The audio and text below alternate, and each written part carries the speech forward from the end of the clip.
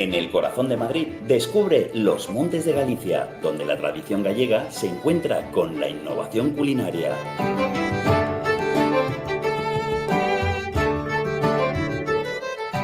Saborea nuestros mariscos frescos, carnes jugosas y postres caseros.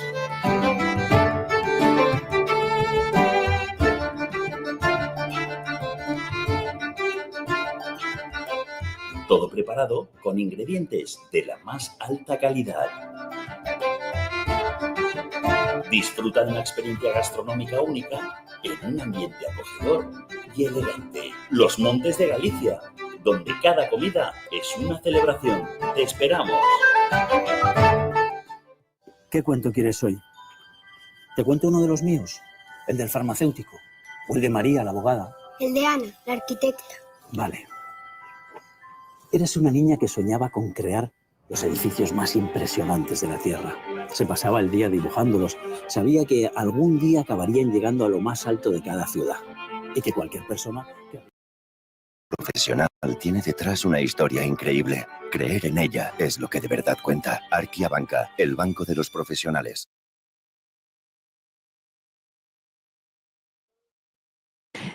Nueve de la noche a la Central Europea, damos comienzo al cierre de Wall Street. Buenas noches, ¿cómo están? Y en directo nos tenemos que ir a la señal que nos llega desde la Casa Blanca, despacho Oval. Se ha celebrado una reunión entre el presidente francés Emmanuel Macron, que está en Washington. Se ha reunido con el presidente de Estados Unidos, con Donald Trump, para hablar de las negociaciones de paz en torno a Ucrania, en las que Europa todavía no está invitada. Es lo que quiere Macron, conseguir silla en el seno de las negociaciones. Directo. Not so long ago, there was a beautiful evening, and we will not soon forget it. It was a beautiful day and evening, and many fond memories. I also want to thank Emmanuel for hosting me in Paris last December after a historic election win to witness the reopening of the spectacular Notre Dame Cathedral, where you did an outstanding job in bringing it back together. That was a sad day watching that burn. And 5 years later, you had it up, and it was, they say, more beautiful than it was before. So I think that's a great achievement. It's not easy. France is America's oldest ally. Our cherished partnership has been a force for freedom, prosperity, and peace from the very beginning. We're now working on some very interesting developments. One in particular, as you know, the war between Russia and Ukraine. In the American Revolution, French support helped us to seize our destiny as an independent nation. In the First and Second World Wars, our citizens shed blood together on the battlefields of Europe. And I'll never forget joining President Macron 6 years ago on the 75th anniversary of D-Day. That was some day. The purpose of our meeting today is to end another battle, a really horrible one, a war, something that we haven't seen since the Second World War, that is ravaging European soil, the deadliest and most destructive conflict that one can imagine. I've seen the pictures, I've seen the satellite photos and lots of other photos, and it's a horrible thing that's happening. Thousands of people are dying a week. This very day is the third anniversary of the invasion of Ukraine, which would never have happened if I was president. That was not going to happen. The horrors of this gruesome and bloody war can scarcely be overestimated. Hundreds of thousands of people, Russians and Ukrainians in particular, have needlessly died.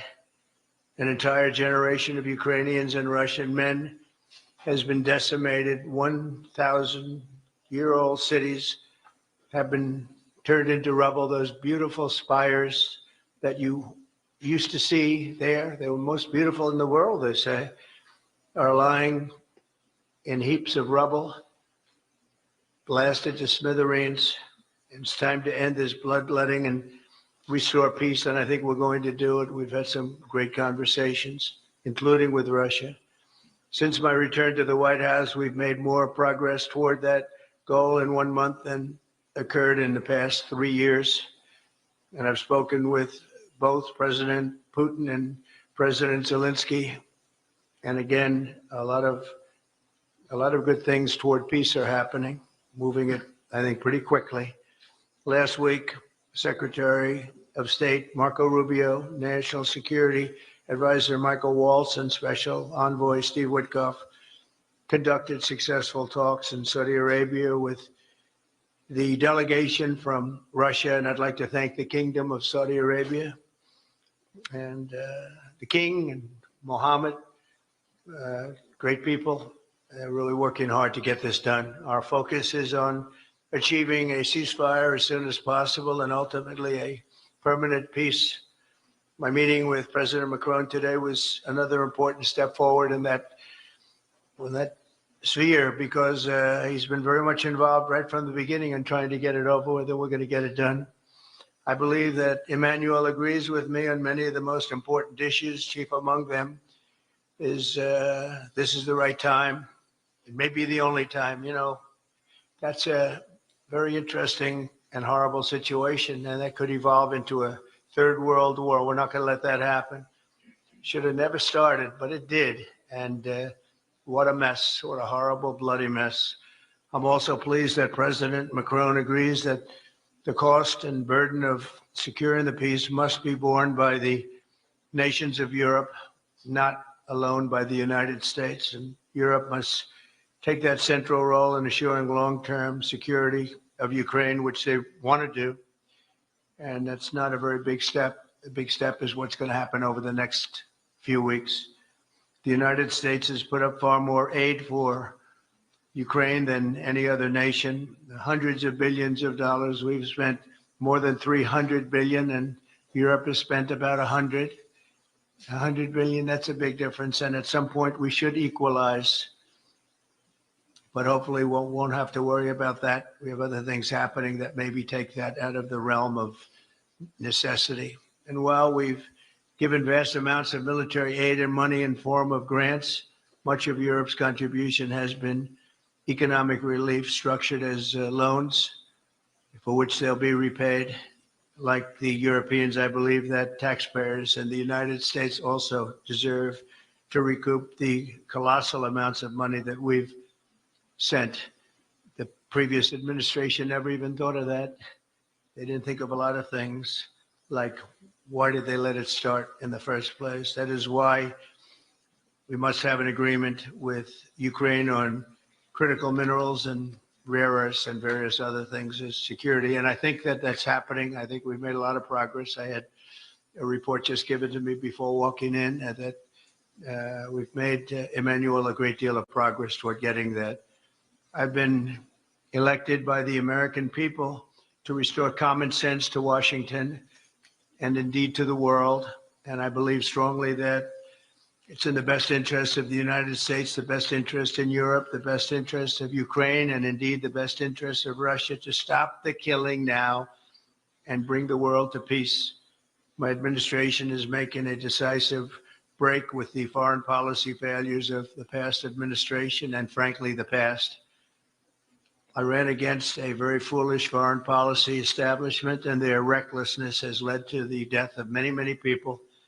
Under our administration, we're forging a new path that promotes peace around the world. And when I left office for the first administration, first term, we had no wars, we had no problems. We didn't have October 7th with Israel. We didn't have Russia and Ukraine going at it. We didn't have the problems in other parts of the Middle East. We didn't have inflation. It was a whole different world. And you know what else we didn't have? Millions of people pouring through our borders, many of them criminals released from other nations and put right into our land, murderers and drug dealers, gangs. We didn't have any of that. It's a different time, but now we have it and we're fixing it. We'll fix it all up. We'll get it done as quickly as possible. And we've made a great deal of progress. People are saying it was the best month for a president in our country's history. I hope that's right, but I feel it's right. We've done a lot of things in a very short period of time, 4 weeks. As I've said before, it's my hope that my greatest legacy, however, will be as a peacemaker and a unifier. I want to bring peace, not war. I thank President Macron for joining us today in this urgent work we're doing. We have some wonderful people up front right here that have worked so hard. Steve Witkoff, thank you very much. And Michael Walsh, thank you. Scott, thank you very much. And JD, thank you. They've really done a job. They worked very hard. It's a real passion to get this war ended. And I'd like to now we invite Emmanuel to say a few words, and then we'll take questions. And again, Emmanuel, it's a great honor to have you with us at the White House. Thank you very much, please. Thank you, Mr. President. Thank you, dear Donald. Ministers, ladies and gentlemen, mesdames et messieurs, je vais dire quelques mots en français. Merci beaucoup, Monsieur le Président, cher Donald, pour votre hospitalité et cette visite. Vous l'avez rappelé, nous avons eu l'occasion ces dernières années, lors de nos premiers mandats, de pouvoir échanger à plusieurs reprises à Paris, ici à la Maison-Blanche et à travers le monde. Ça a toujours été un bonheur et je dois dire que j'ai en effet ici des souvenirs encore vibrants. Et je veux vous remercier à nouveau, Monsieur le Président, d'avoir fait l'amitié à la France de vous joindre à la cérémonie de réouverture de Notre-Dame de Paris que vous venez d'évoquer à l'instant. Ça a été une très grande fierté pour vous. En directo, el presidente de Francia, Emmanuel Macron, ha iniciado sus palabras. Ya ha hablado el presidente de Estados Unidos, Donald Trump. Dice que agradece a Macron que haya tomado la delantera en Europa para iniciar esas conversaciones de paz que consigan alcanzar un acuerdo que sea duradero y estable entre Ucrania y Rusia. Dice que han hablado acerca de que Europa tendría que asumir en su mayoría el coste de la guerra. Vamos de nuevo a ver esas palabras que está pronunciando el presidente de Francia, Emmanuel Macron, desde Washington. Le XXe siècle, au Lafayette, nous voilà de Pershing jusqu'aux vétérans américains que nous célébrions il y a encore quelques mois sur la plage d'Omaha Beach, et j'étais très heureux de revoir d'ailleurs tout à l'heure, lorsque vous m'avez laissé quelques minutes entre deux de nos rendez-vous, l'un d'entre eux qui est venu me visiter. Je veux ici dire le grand respect que nous avons pour tous nos anciens combattants et les vétérans américains. Cette histoire nous oblige, et c'est celle qui nous lie dans le contexte du monde qui est le nôtre. Et le président l'a rappelé, le monde dans lequel nous vivons ne manque pas de défis. Alors cette visite que nous avons décidée ces derniers jours avait évidemment un objectif premier qui est la situation géopolitique. Et je dois dire que, Monsieur le Président, je dois vous remercier tout particulièrement d'avoir accepté d'aménager votre agenda pour que nous puissions nous voir si vite. Et je considère que nous avons véritablement eu des avancées substantielles lors de nos échanges. Et c'est pour moi une étape très importante de ce que nous vivons. Nous avons ensemble partagé une visioconférence avec l'ensemble des dirigeants du G7 qui nous a permis, 3 ans après le début de la guerre d'agression, la deuxième phase de la guerre d'agression russe en Ukraine, de dire évidemment notre soutien au président Zelensky, au peuple ukrainien, mais aussi partager notre volonté d'avoir une paix durable. Je crois que c'est ce que vous avez ces dernières semaines, rappelé avec beaucoup de force. Depuis le 22 février 2022, où on nous annonçait une opération spéciale qui allait durer quelques semaines, chacun admire la bravoure du peuple ukrainien qui a résisté. Et vous avez raison de le dire, Monsieur le Président, nous avons aidé. Et je crois que nous avons eu raison d'aider, c'était notre responsabilité. Et je veux ici dire que l'Europe n'a pas ménagé ni minoré ses responsabilités. Nous avons en effet investi 138 milliards de dollars dans l'aide à l'Ukraine et aux Ukrainiens. Et je dis bien investi, parce qu'au fond, l'Ukraine a tenu ce front avancé de notre sécurité collective. Elle s'est battue durant ces années, elle continue de se battre pour son indépendance et sa souveraineté, mais aussi pour notre sécurité collective, parce que je crois que personne dans cette salle n'a envie de vivre dans un monde où la loi du plus fort peut s'imposer et où les frontières internationalement reconnues peuvent être du jour au lendemain violées par qui que ce soit. Alors, je considère que ces dernières heures, et vous l'avez d'ailleurs dit tout à l'heure, plusieurs choses se sont cristallisées et nous avons pu avancer sur plusieurs points. D'abord, je veux saluer votre décision de voir le président Zelensky et de finaliser en effet cet accord qui est important pour les États-Unis d'Amérique et pour l'Ukraine sur les minerais critiques et les terres rares, mais d'avoir cet échange de substances avec le président Zelensky dans cette phase est très important, et de pouvoir finaliser cet accord qui aussi acte votre engagement pour une Ukraine souveraine est à mes yeux un point très important et souhaitable. Ensuite, votre volonté de bâtir la paix, nous la partageons. Et je veux dire ici que, en responsabilité,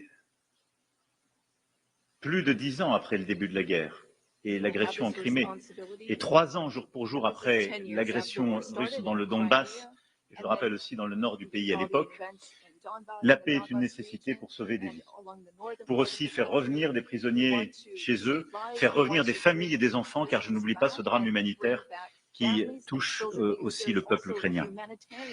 Et nous en avons longuement discuté avec le président et notre souhait qu'il puisse... Continúa esa comparecencia del presidente francés Emmanuel Macron. Macron y Trump convencidos de que se puede poner fin pronto a la guerra entre Rusia y Ucrania. Dicen ambos mandatarios que han avanzado en sus conversaciones, que ha habido sintonía entre ambos y que sobre la mesa hay varios asuntos, como esos acuerdos sobre minerales y tierras raras, la presencia de tropas ucranianas, la presencia de tropas europeas en territorio ucraniano, y también se ha hablado acerca de quién tiene que asumir el coste de la guerra. Habría dicho Trump que Macron está de acuerdo con que sea Europa.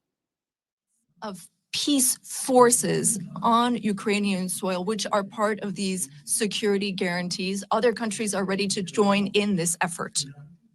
Solidarity and support from the U.S. will be crucial to this, and I thank you, Mr. President, for beginning to work with us on this issue and the agreement that you are preparing to sign with Ukraine and with what makes you think you can trust Putin in those negotiations? Thank you. Look, I will never give any advice to President Trump. We have so that we ensure security and stability for Ukraine and for the entire region. And for us Europeans, this is an existential issue. We also spoke about these issues at length with the president. We've worked with President Zelensky and gotten to some of the details of the various phases of the negotiation. And we've also been able to speak about some of this work with our British partners to talk about deployments of peace forces on Ukrainian soil, which are part of these security guarantees. Other countries are ready to join in this effort. Solidarity and support from the U.S. will be crucial to this, and I thank you, Mr. President, for beginning to work with us on this issue and the agreement that you are preparing to sign with Ukraine and with all of these discussions we've had are very solid guarantees that we are understood and that we have the same wish, peace as soon as possible, lasting solid peace for everyone. And the renewal of an international situation where we are all able to shoulder our responsibilities, Europeans shouldering their responsibilities alongside their American allies who will shoulder their own responsibilities. I also wanted to be very clear, Mr. President, about Europe's commitment. We have committed to building a lasting peace. As Europeans, we have committed to being stakeholders in these security guarantees. And we are also well aware that Europeans need to do more for security in Europe, for defense in Europe, and to more fairly share the security burden that your country's been carrying for so many years. Mr. President, you know how much friendship I show towards you and I have towards you since your first term. Europe is very clear-eyed about this. We know what we need to do as Europeans, given the threats surrounding us and the responsibilities that we must shoulder. We spoke about the Versailles Agenda, which allowed the Europeans to take a historic step and increase their investments. Europeans are ready to do even more and to go even farther. And several leaders said that to me before I came here to meet you. Mr. President, dear Donald, you spoke about this peace through strength. We fully share that because we must recognize the sacrifices made by the Ukrainian people and what we owe to them. The President and I also spoke about economic matters and our desire to see more prosperity in the United States and in Europe. We had discussions which will be carried on by our teams, our ministers and secretaries, to flesh out some of those ideas. But the idea is to have fair competition and no bias within competition between our industries. Now, the American and European economies are extremely intertwined. Some 1.5 billion in trade, trillion rather, in goods and services. And I know you've spoken about wanting to look at the balance of payments. We also have a trade deficit.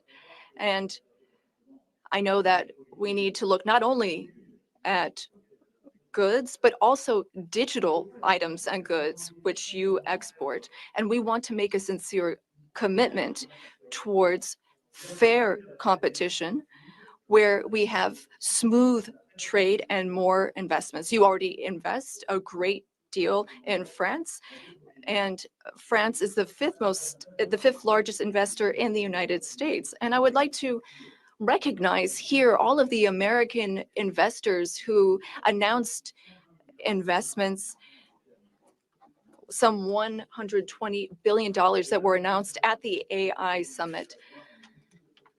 This is our wish. We want to have more prosperity on both sides of the Atlantic. We have a shared agenda in that regard.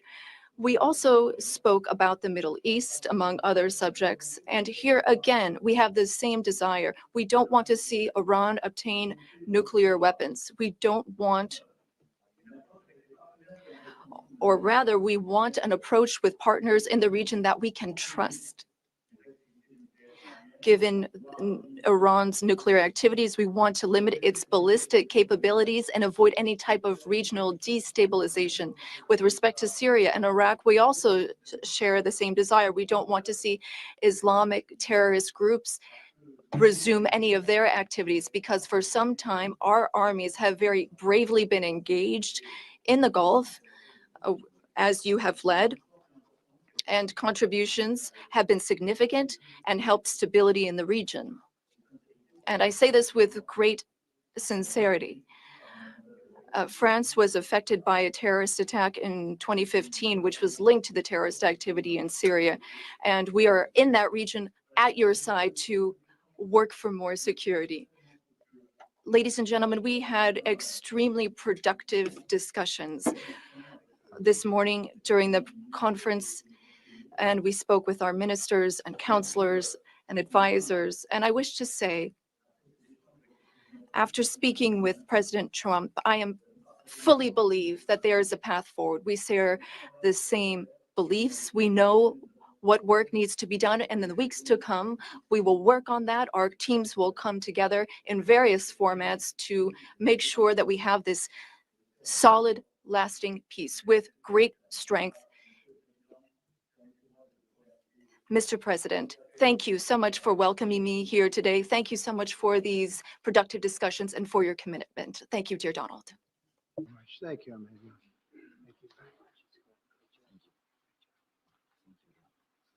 Okay, thank you very much. Brian, would you like to ask a question? Go ahead. Welcome, President Trump. I just want to touch upon real quickly the Harvard poll that came out that had, thank you very much, the Harvard poll that came out had you up 9+ points, and all of your agenda that you ran on, you're accomplishing that. You got the support of the American people, including stopping the war in Ukraine. If you can comment on the latest Harvard poll, I appreciate that. Well, I was honored by it. It was a big poll, and it's usually a poll that leans on the other side of things, the other side of the world, so to speak. But the Harvard poll is a respected poll, and it has us not only leading, but leading by a lot, and leading on every single issue that we've talked about. And as I said, we've become the party of common sense. And I think that's a very important element now, common sense, because what's happening in the world and even in this country, some of the things that took place, many of them are now canceled and the rest are being canceled as we speak. But we've moved very rapidly and I think very effectively. So I was honored by that poll. Thank you very much. Appreciate it. Go ahead, please, go ahead. Mr. President, you said before that you would like to see Russia. Yes, go ahead.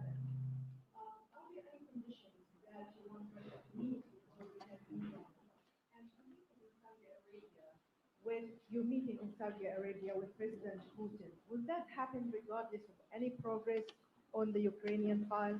Yeah, I think the meeting in Saudi Arabia was a fantastic one.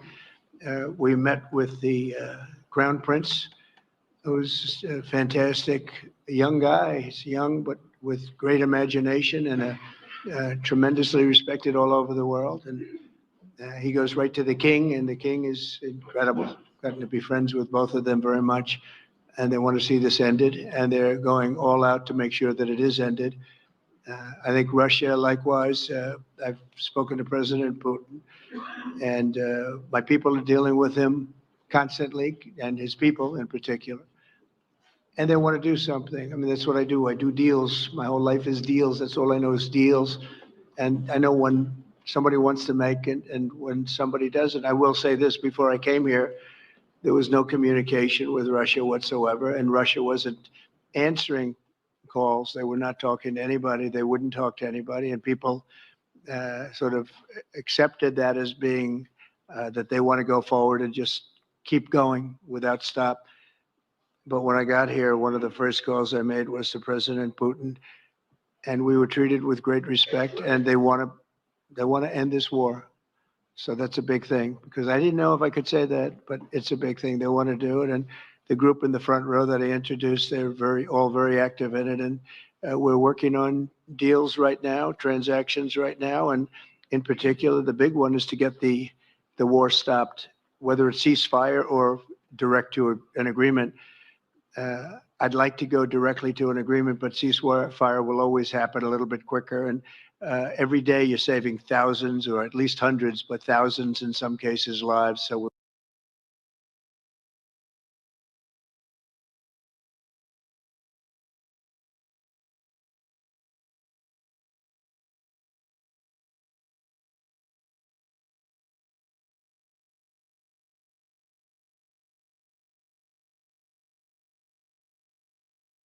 we want to see if we can get that done very quickly.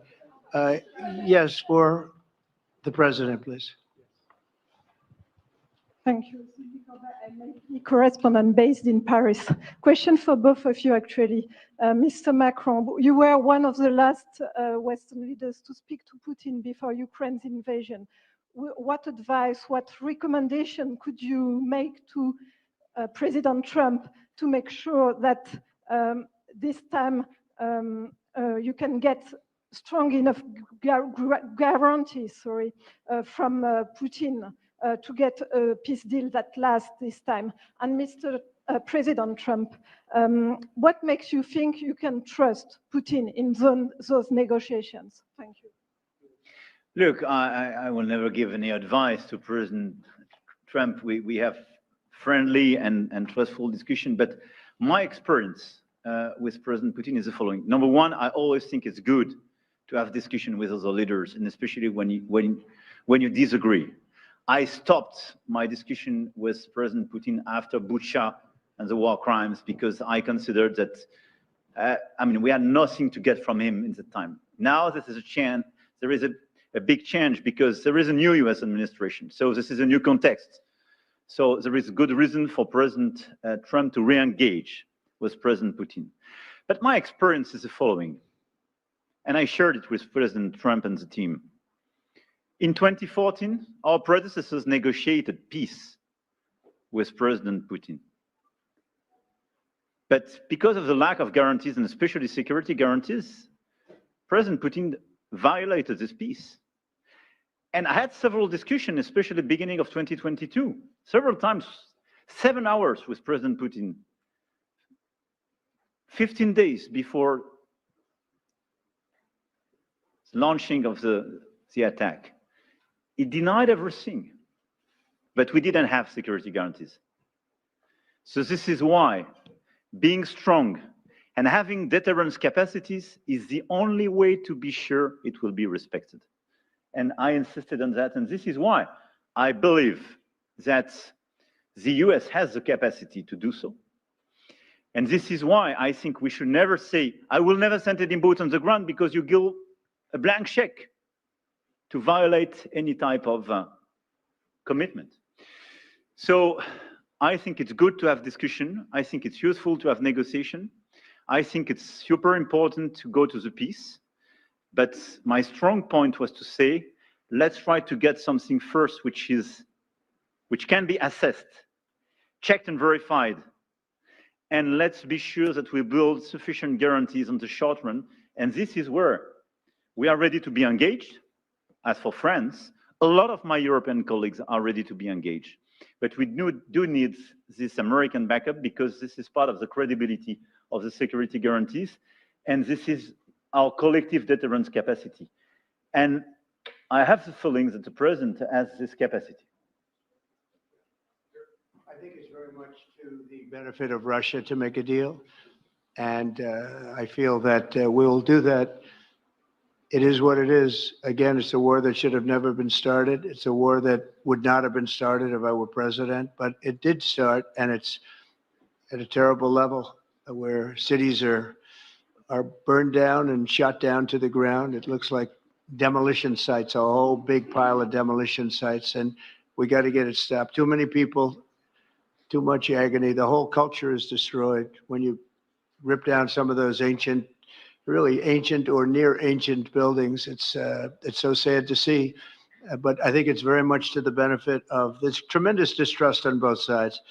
That's why it's good that I'm coming in now, but I think it's to the very much benefit of Russia to make a deal and to go on with leading Russia in a very positive way. That's what you have to do. But I really believe that he wants to make a deal. Maybe wrong, but I believe he wants to make a deal. Yeah, go ahead, please. Next week, there's a key deadline for your Canada and Mexico tariffs. Pour les droits. I believe those countries have done enough on the border to stop those from taking effect. And for President Macron, I'm wondering if you believe that this critical minerals deal with Ukraine represents a de facto security guarantee by the United States, since the U.S. would have an interest in protecting those reserves in Ukraine. Thank you. We're on time with the tariffs, and it seems like that's moving along very rapidly. We've been mistreated very badly by many countries, not just Canada and Mexico. We've been taken advantage of. We were led by, in some cases, fools, because anybody that would sign documents like they signed, where they were able to take advantage of the American people, like has happened over the last long period of time, except for a little 4-year period that took place 4 years ago.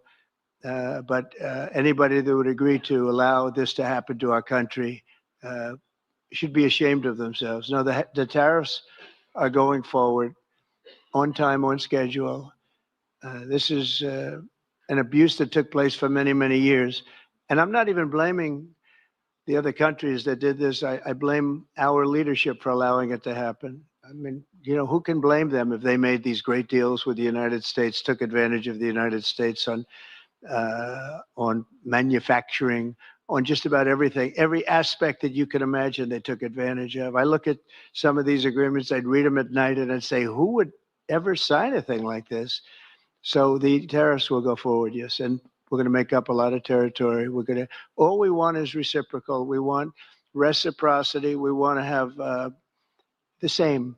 So if somebody charges us, we charge them. It's very simple, but it'll be very good for our country. Our country will be extremely liquid and rich again. Plus, we're doing other things, as you know. We're finding tremendous waste, fraud, and abuse at levels that nobody thought possible. You're seeing what's going on. And that was also part of the Harvard poll. Do you agree with what President Trump is doing with Elon and others that are looking for the waste, fraud, and abuse? And the numbers were staggering. It was like 70% to 2%. Everybody wants to find out. They don't like it. And, you know, the radical left or whoever it may be starts screaming about the Constitution, but it has nothing to do with the Constitution. It has to do with fairness to this country.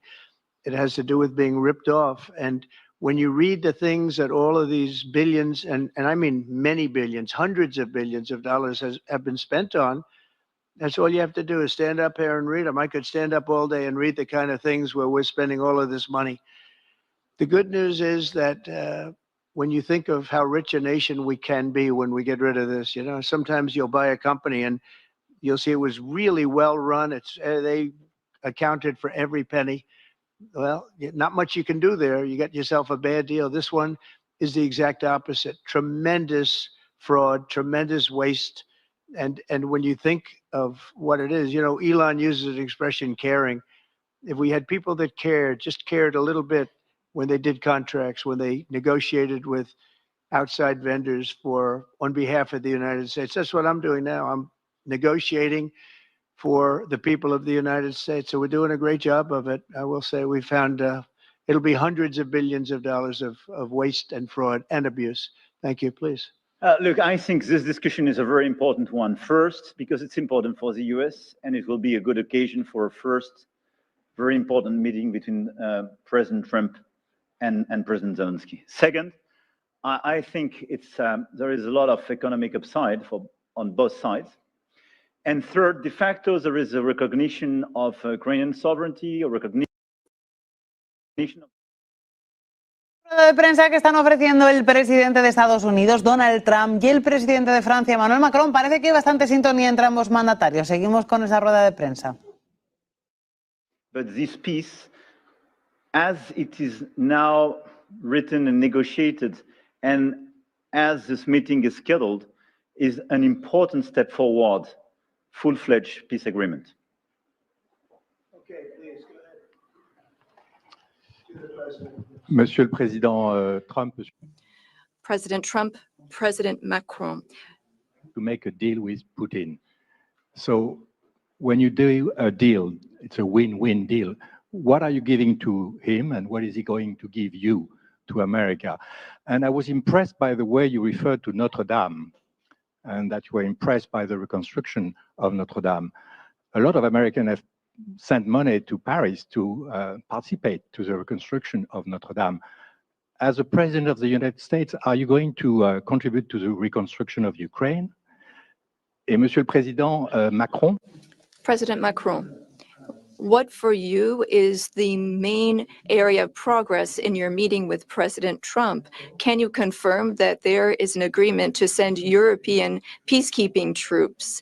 Will France participate in that? How many troops? What would they be doing? Would this represent a great danger to send French and European troops to Ukraine? Well, I guess it's a little strange question because you ask whether or not we're going to, on behalf of the United States, contribute to Ukraine. I mean, we're in there for about $350 billion. I think that's a pretty big contribution. I do appreciate the first part of your question, however, because I think they've done an incredible job with the Cathedral of Notre Dame.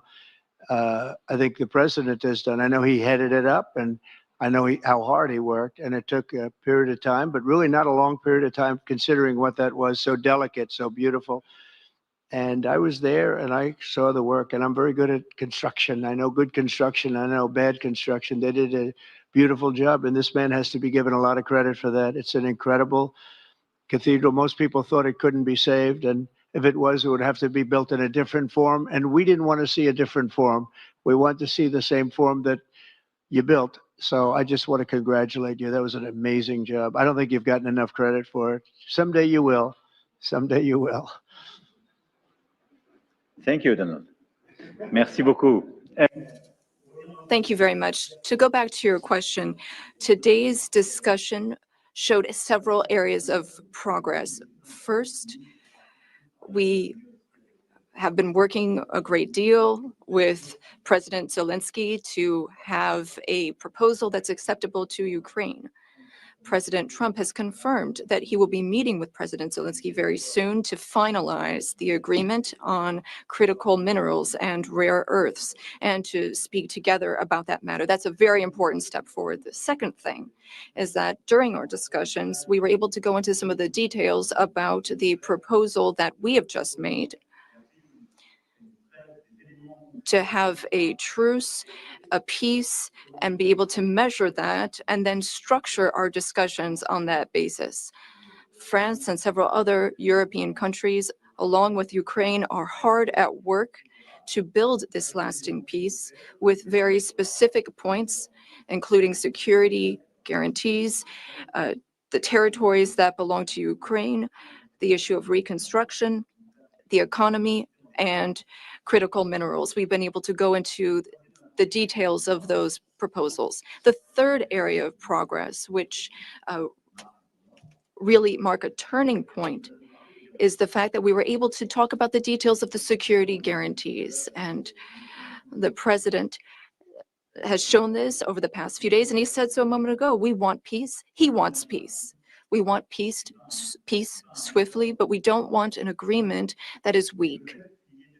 The fact that there are Europeans that are ready to engage, to provide for these security guarantees. And now there's a clear American message that the US, as an ally, is ready to provide that solidarity for that approach. That's a turning point in my view. And that is one of the great areas of progress that we've made during this trip and during this discussion. When it comes to troops, in the past, a year ago specifically, we saw a reason to talk about sending troops for strategic regions. Today, when we talk about troops, we're talking about sending them in after we've negotiated a lasting peace. And once we have that solid, lasting peace, that's part of an agreement signed by Ukraine, signed by Russia, and for which we will provide the guarantees, then at that point, and recently France has worked with the UK to provide its contributions. We've worked on plans, we've worked with our militaries, not to go to the front lines, not to go into occupied territories, but as a show of support to show that we have a negotiated peace signed by both sides, and that is a peace we will preserve. So these would be peaceful deployments of troops, not for combat. These would be deployments of an assurance force. They would be limited, but they show solidarity. I've also spoken with all of our allies, and there are European and non-European allies who are ready and willing to take part in that effort. Countries have helped Ukraine maintain its military capabilities in terms of the number of soldiers it has, equipment, whereas others have provided logistical support on the ground. The question is whether or in what form the US will contribute. And during our discussions, and during the discussions with Russia, we've understood that this would be acceptable to Russia, and that's a very important area of progress. And that means that in this context, the Europeans will shoulder their part of the burden, their share of the burden. We have a strong alliance that we've built over the decades. We have our solidarity, and we have deterrence capacities. What does it mean? Would it be dangerous? If there is an agreement signed by Ukraine and Russia, thanks to the efforts of President Trump, and if we provide the guarantees and Russia violates the agreement, then it would be in conflict with everyone who is engaged in the peace process. And that is a change. That was something we did not see in the past. That's not what we saw in 2014. So that is the real change that we're marking. We have this deterrence capacity on the American side. We have the capacity for engagement on the European side, and that's something we're going to continue working on together. It's not dangerous, but it's credible. It's less dangerous than things that could happen in the long term. And I think this is what we need to do to ensure security. And I say this very clearly. We're also talking about security for Europeans. I've been saying this for weeks now. If we do not guarantee the security of this territory within Europe, then how can we guarantee our own security for one and all? We live just 1,500 kilometers from Ukraine, and the Germans and Polish are even closer. So our collective security is important. We need to answer this call for Europeans to be more engaged, and Americans will be there still in solidarity. Europeans are working for their collective security, but I really think this was a turning point today in our discussions. Emmanuel, thank you very much. Great job, and it's been wonderful being with you. Say hello to your beautiful wife, and we will see you again soon. We'll be speaking often. We'll get this thing worked out. We're going to get it done. So important, and great job. Thank you.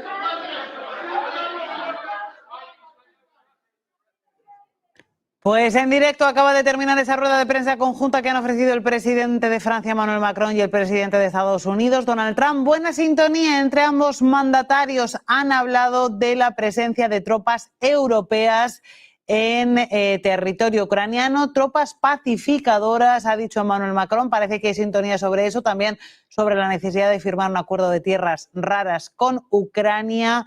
Y tenemos en directo la respuesta del presidente de Rusia, de Vladimir Putin, hablando precisamente sobre la importancia de esas tierras raras, entre otros asuntos.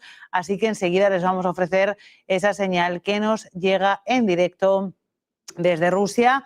Concretamente tenemos a Vladimir Putin con la corresponsal del Kremlin Pool respondiendo, como decimos, a asuntos relacionados con pues esas negociaciones de paz y lo que de momento es sobre la mesa. Vamos con Putin. С ними по поводу этих ресурсов в счет оплаты помощи Украине прежней администрации Байдена. Как вы оцениваете перспективы такого соглашения?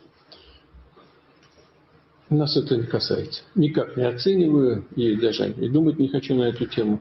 Конечно, надо бы оценить эти ресурсы, насколько они реальны, сколько там этих ресурсов, сколько они стоят и так далее. Но это, повторяю, не наше дело.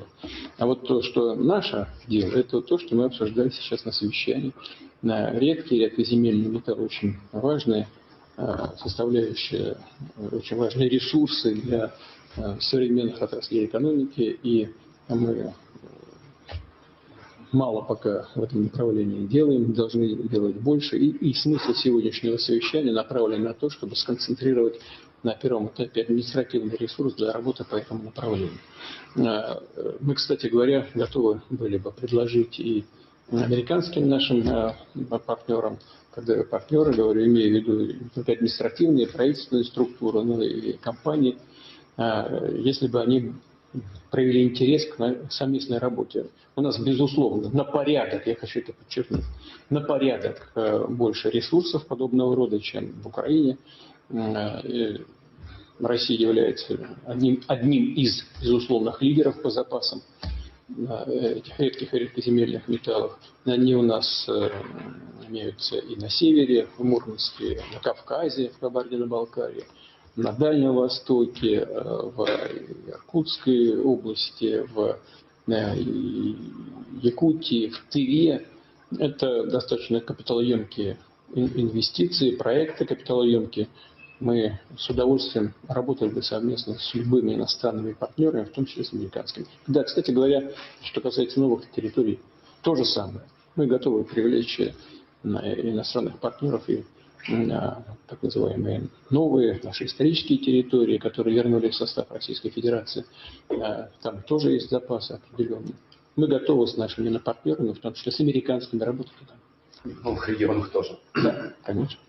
В эти дни мы вообще видим шквал заявлений и обсуждений, и все обсуждают Трампа, почему он так жестко говорит, что Зеленский должен пойти на выборы, что у него рейтинг 4%. Европейцы за все эти высказывания Трампа очень критикуют, и вообще уже сейчас звучат такие мнения, что вот нынешний подход президента США, он скорее играет на руку России. Как вы считаете, действительно так? Я считаю, что это абсолютно не так. У меня на этот счет своя точка зрения, и она противоположна той, которую вы сейчас изложили. Дело в том, что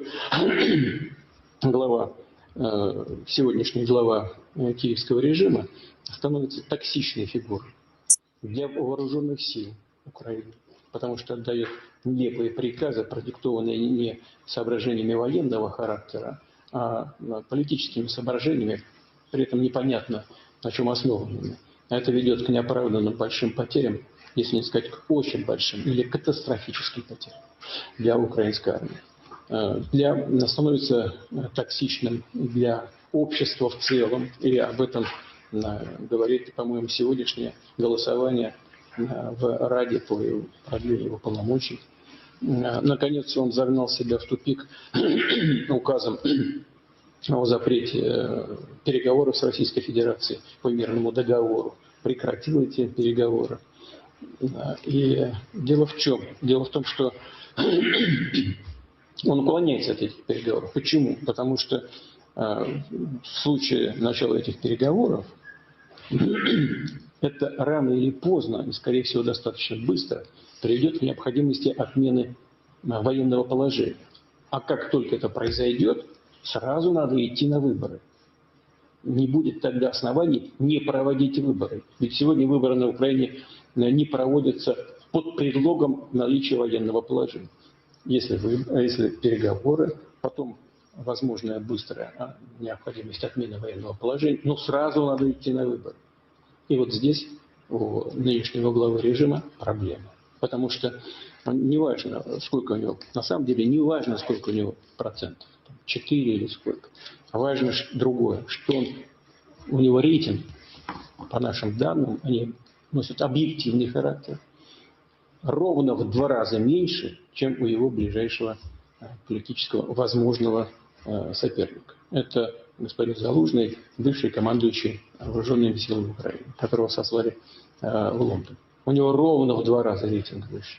А если присовокупить к этому еще и возможную поддержку этого возможного кандидата со стороны других политических деятелей, в том числе бывших премьеров или бывших президентов, то шансов действующего режима победить на выборах абсолютно никаких нет. Они равны нулю. Но если, конечно, грубо чего-то не подтасовывают. Ну, и это тоже для него плохо, будет уж совсем заметно. Поэтому он является фактором разложения и армии, общества, и государства. И действующий президент Трамп наверняка это понимает и толкает его на выборы. Он хочет что сделать? Как мне представляется, хочет оздоровить обстановку, политическую обстановку на Украине, консолидировать общество, создать условия для выживания украинского государства.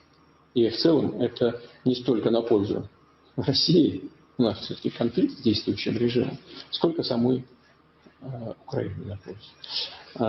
И, кроме всего прочего, ведь действующий президент объявил о том, что он хочет добиться мира, кстати говоря, мы тоже, и как можно быстрее. А действующий глава режима, он стоит на пути к достижению этой цели. Вот отсюда и позиция, как мне представляется, президента Соединенных Штатов. И она не связана с тем, что это находится в наших интересах, в российских. Это, скорее всего, в интересах Украины, украинского государства с целью сохранения украинской государственности. Против чего мы тоже, против этого мы тоже ничего не имеем. Хотя, конечно, нам бы хотелось, чтобы эта территория не использовалась в качестве плацдарма для нападений на Российскую Федерацию, не использовалась в качестве враждебного для нас плацдарма, чтобы в конечном итоге это превратилось в дружественное соседнее государство. Уже множество, каждый день слышим самых разных заявлений Трампа. Вы с ним встречались не раз, недавно совсем, телефонный разговор у вас был. Тоже действует на основе эмоций? Ну, конечно, нет. Ну, естественно, действующий глава режима в Киеве дает повод показывать эти эмоции, но из того, что я сейчас сказал, рисовывается совсем другое. Это действия основаны скорее не на эмоциях, а на холодном расчете. Да? Рациональном подходе к сложившейся ситуации. Вот в сложившейся ситуации мы, как ни странно, мы, вот, честно говоря, были заинтересованы, чтобы он там сидел и дальше разлагал режим, с которым мы находимся в вооруженном конфликте. Ну, а с точки зрения интересов укрепления украинской государственности, здесь, конечно, нужно действовать, видимо, энергично и совсем в другую сторону. Приводить к власти людей, которые будут пользоваться доверием народа Украины. А вот европейцы, они вообще понимают, на ваш взгляд, суть нынешних раскладов вокруг Украины? Ну, это у них надо спросить. Судя по тому, как они действуют, мне кажется, не очень понимают. Но дело даже не в этом. Дело в том, что, в отличие от нового президента Соединенных Штатов, политические лидеры европейских государств связаны с нынешним режимом. ангажированы. И они уж много слишком наговорили и наобещали. И теперь им, извините за простоту выражения, отруливать от этой позиции очень сложно или практически невозможно без потери лица. А имея в виду, что они находятся в достаточно сложном и ответственном для них внутриполитическом периоде выборов, перевыборов, там, сложности в парламентах и так далее, то, учитывая это обстоятельство, менять свою позицию для них практически невозможно. В отличие от них, действующий президент Соединенных Штатов, новый президент, вновь избранный президент, у него руки свободны, он свободен от этих пут, которые не дают двигаться вперед и работать в сторону разрешения конфликта. Поэтому он, ну и в характере, наверное, он действует прямолинейно и без особых стеснений. Вот у него положение уникальное. Он не просто говорит то, что думает, а он говорит, что хочет. Ну, что же, это привилегия лидера одной из крупных великих держав. Я вот несколько дней назад в Санкт-Петербурге вас спрашивал о том, что все хотят сейчас иметь некое право голоса в российско-американских переговорах. Но вот европейцы продолжают настаивать, требовать права голоса в переговорах вокруг Украины. Как вы это расцениваете? Я здесь ничего не вижу плохого. Ну, требовать, наверное, здесь никто ничего не может, тем более от России.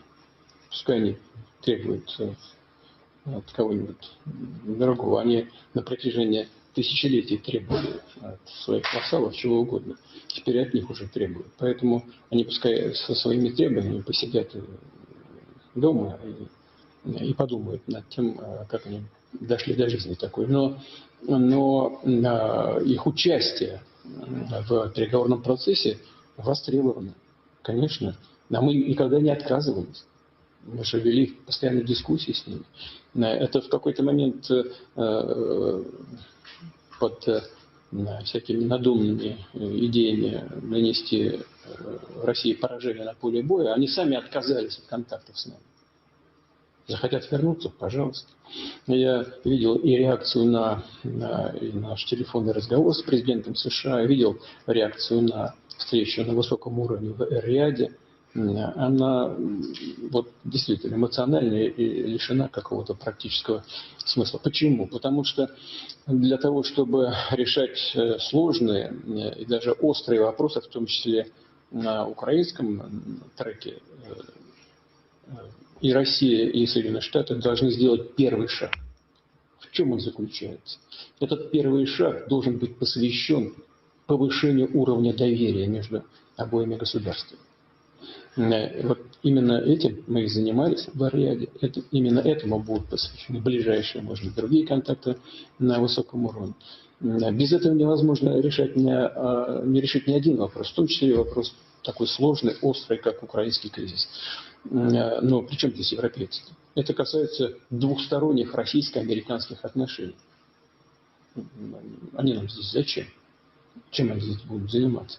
А на этих и в телефонном разговоре, кстати говоря, и на встрече в Эр-Рияде, вот так, чтобы уж совсем предметно, конечно, затрагивать там проблему, связанную с украинским кризисом, но он сам по себе сущностно не обсуждался. Мы только договорились о том, что мы подойдем к этому. Да. Но в этом смысле и в этом случае, конечно, мы не отказываемся от участия наших европейских стран. Но я хочу подчеркнуть, мы с уважением относимся и к позиции наших друзей из БРИКСа, которые создали группу сторонников мира. Я сегодня только разговаривал с председателем Китайской Народной Республики, и мы тоже об этом говорили. Он меня проинформировал о том, что эта группа мира, она вот в Нью-Йорке опять в ближайшее время соберется, будет обсуждать это. Мы не только приветствуем, мы благодарны и всем нашим партнерам, которые поднимают эти вопросы, которые стремятся к тому, чтобы мир был достигнут. И к чему я говорю? Не только европейские, но и другие страны имеют право и могут участвовать, и мы относимся к этому с уважением. Хотелось попросить прокомментировать еще несколько заявлений Трампа, которых, как я говорил, очень много. Он, например, сказал... Но не все. Ну, не все. Он, например, сказал, что хочет предложить вам и главе Китая сократить оборонные бюджеты вдвое. Как вам такая идея? Я знаю, да, ну, могу догадываться, на чем это основано. Это основано, видимо, на расчетах одного, по-моему, из британских исследовательских центров, где сказано, что наши расходы по паритету покупательной способности были посчитаны. Они, значит, в прошлом году у США было, по-моему, уже 968 миллиардов долларов, а если сложить российские и китайские расходы, то это примерно, ну, где-то примерно цифры бьются тогда. Российские и китайские вместе, если сопоставить с американскими. Ну, во-первых, надо это все посчитать. Это расчеты там, британского центра. Это может быть корректно, может быть не очень корректно или совсем не корректно. На это не посмотреть. Первое. Второе. Я никак не могу комментировать то, как к этому отнесется Китайская Народная Республика. Там были с американской стороны разные заходы по поводу стратегических наступательных вооружений, по другим очень серьезным вопросам. Поэтому это дело Китайской Народной Республики. Но мы могли бы договориться с Соединенными Штатами. Мы не против. Мне кажется, что идея хорошая. Соединенные Штаты сократили бы на 50%. И мы сократили бы на 50%. Ну а Китайская Народная Республика потом бы присоединилась, если захочет. Мы считаем, что предложение хорошее, и мы готовы к дискуссиям на этот счет. Трамп также ввел пошлины на импорт стали и алюминия в 25% из всех стран. А мы ведь когда-то в США неплохо работали вообще по теме алюминия. Как вам вот такая торговая политика? Знаете, я сейчас не хочу комментировать торговую политику Соединенных Штатов. Она на протяжении уже многих лет связана с санкциями. Мы считаем эти санкции незаконными и вредными для мировой торговли, для экономики, и она, на мой взгляд, наносит ущерб и нам, и тем, кто эти санкции вводит. Что касается торговой политики, повышенных ставок, пошлин и так далее, ну, это каждая страна определяет самостоятельно, что ей выгодно, что не выгодно. Логику я могу понять, перетащить производство к себе, создать рабочие места, заставить платить налоги во все уровни налоговой системы и так далее, и так далее. Но на каком-то этапе, безусловно, эти действия будут сталкиваться с определенными трудностями, связанными с инфляционным давлением, с повышением стоимости товара и так далее. Но это специалисты знают, они вам расскажут это в деталях.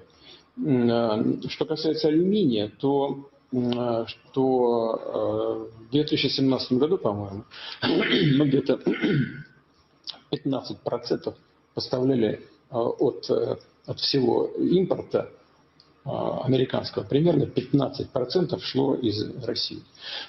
Вообще в США, если мне память не изменяет, они примерно 60% необходимого алюминия производят сами, 40% получают по импорту. Вот 15% поступало из Российской Федерации.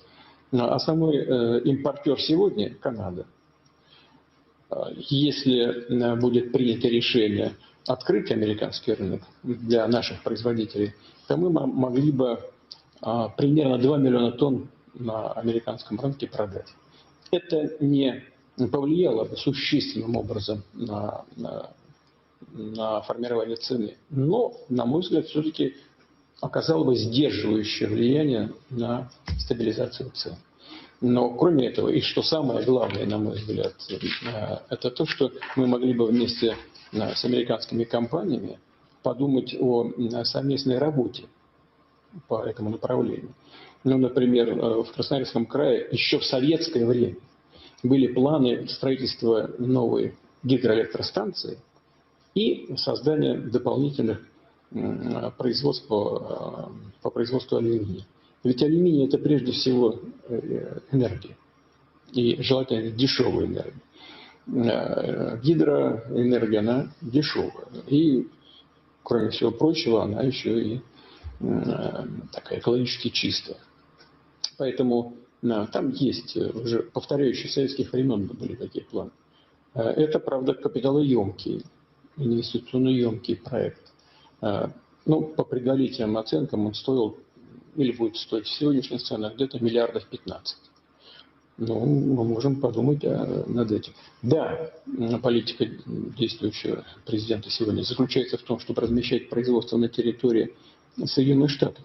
Но если их компании американские будут работать у нас, то это тоже выгода и немалая, потому что и компании будут зарабатывать прилично, и соответствующие объемы алюминия будут поступать на внутренний рынок по абсолютно приемлемым рыночным ценам. Здесь есть над чем подумать. Так же, как и над совместной работой по редкоземельным металлам, да и по другим направлениям, включая, допустим, энергетику. Ну, кстати, несколько минут назад я прочитал новость очередную из США. Президент Трамп заявил, что США и Россия обсуждают крупные экономические проекты в рамках переговоров по Украине. Да, некоторые наши компании находятся друг с другом в контакте и такие проекты обсуждают. Спасибо огромное. Спасибо.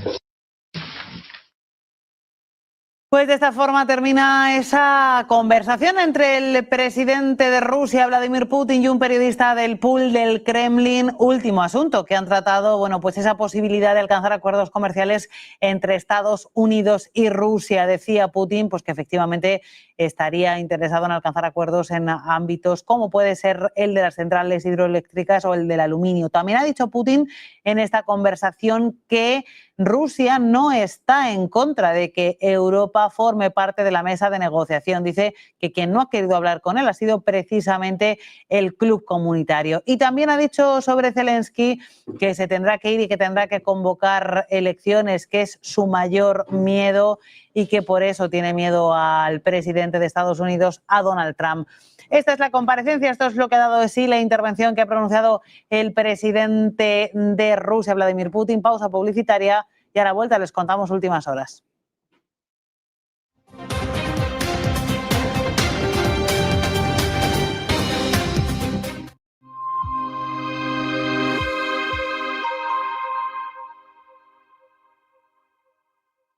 ¿Qué cuento quieres hoy? ¿Te cuento uno de los míos? ¿El del farmacéutico? ¿O el de María, la abogada? El de Ana, la arquitecta. Vale. Eras una niña que soñaba con crear los edificios más impresionantes de la Tierra. Se pasaba el día dibujándolos. Sabía que algún día acabarían llegando a lo más alto de cada ciudad. Y que cualquier persona... Cada profesional tiene detrás una historia increíble. Creer en ella es lo que de verdad cuenta. Banca, el banco de los profesionales. Recibes un mensaje alarmante de tu inquilino en el que te informa que no puede pagar el alquiler. No te preocupes, SEAC está aquí para ayudarte. Nuestro equipo te asegura que recibirás tu renta a tiempo. Con SEAC, tu renta está protegida. Recibes el ingreso en tu cuenta como siempre. Disfruta de la tranquilidad sabiendo que SEAC maneja el imprevisto por ti. Alquila tranquilo. SEAC responde.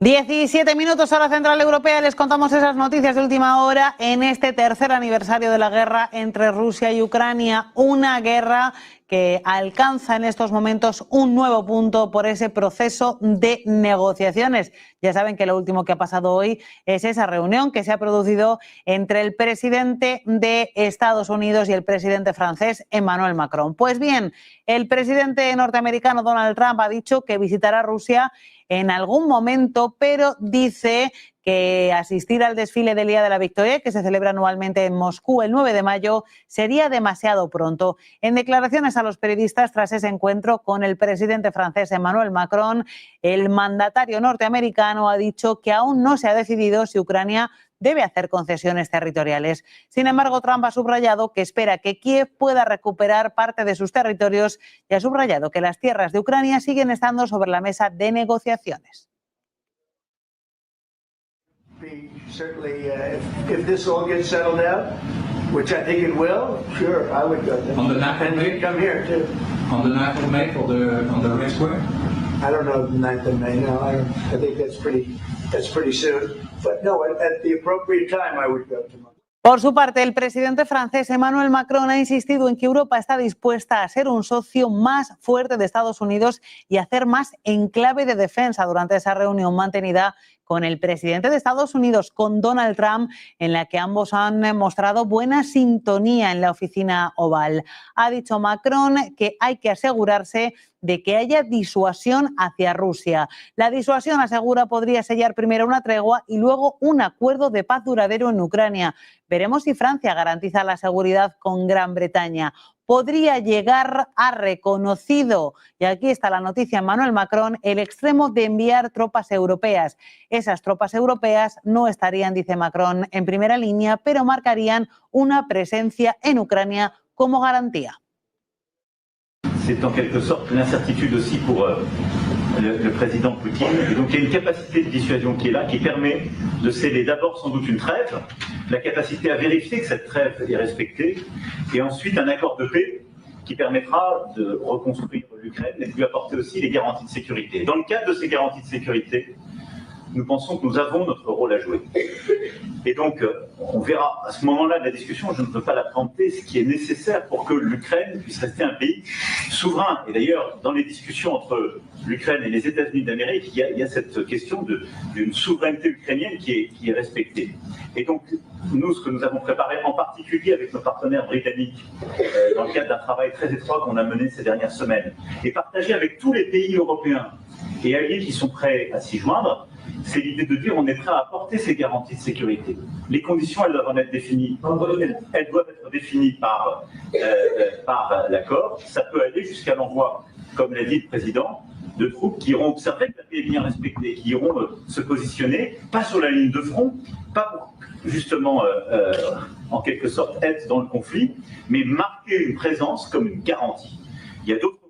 Les contamos también que la presidenta mexicana Claudia Sheinbaum ha negado en la mañanera de hoy que Estados Unidos le exige imponer aranceles a China para evitar así gravámenes del 25% a los productos mexicanos, tal y como aseguran desde Estados Unidos. Dice Sheinbaum que no es condicionante de Estados Unidos el asunto de llegar a un acuerdo que permita proteger y garantizar que no haya aranceles entre México y Estados Unidos, que continúe el acuerdo comercial y que en todo caso se inicie la revisión del tratado, que tiene su fecha en 2026 y que puede iniciar ahora, ha asegurado en su conferencia de prensa matutina Sheinbaum. Sus declaraciones se producen después de que Bloomberg informase de que el secretario de Comercio de Estados Unidos, Howard Lutnick, habría pedido en una reunión el jueves pasado al secretario mexicano de Economía, Marcelo Ebrard, que el gobierno de su país imponga aranceles a China para evitar los aranceles del presidente Donald Trump.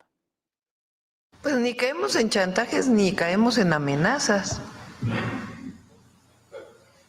Cumplimos con nuestra responsabilidad, con la Constitución y con las leyes.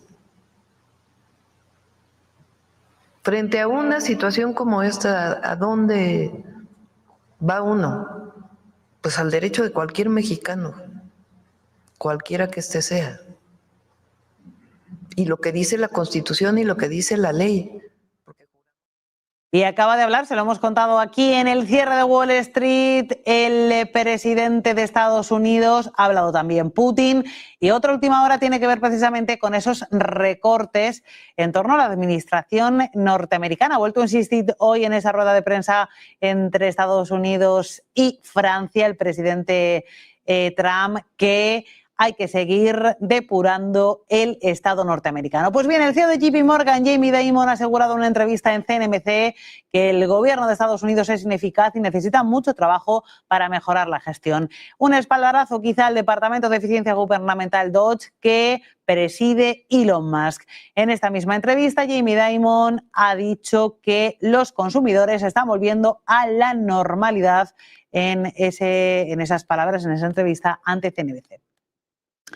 Y les hablamos ahora pues, de uno de los titulares que ha dado el presidente de Rusia, Vladimir Putin, en una reunión para discutir el desarrollo de la industria de metales de tierras raras. Durante ese encuentro, Putin ha destacado que la industria de las tierras raras es uno de los sectores más importantes para la economía del país, ya que estos metales, asegura el presidente de Rusia, tienen demanda de todo el mundo, especialmente cuando se trata de su uso en el ámbito de las nuevas tecnologías. El desarrollo de esta industria, dice Putin, es necesario para competir con éxito en los mercados globales. Anteriormente, el presidente de Estados Unidos, Donald Trump, había comentado que Washington busca tierras raras en Moscú. Al hablar sobre un posible acuerdo entre Estados Unidos y Rusia en clave de metales raros, Putin ha afirmado que su país estaría dispuesto a ofrecer un trabajo conjunto con entidades públicas y privadas estadounidenses.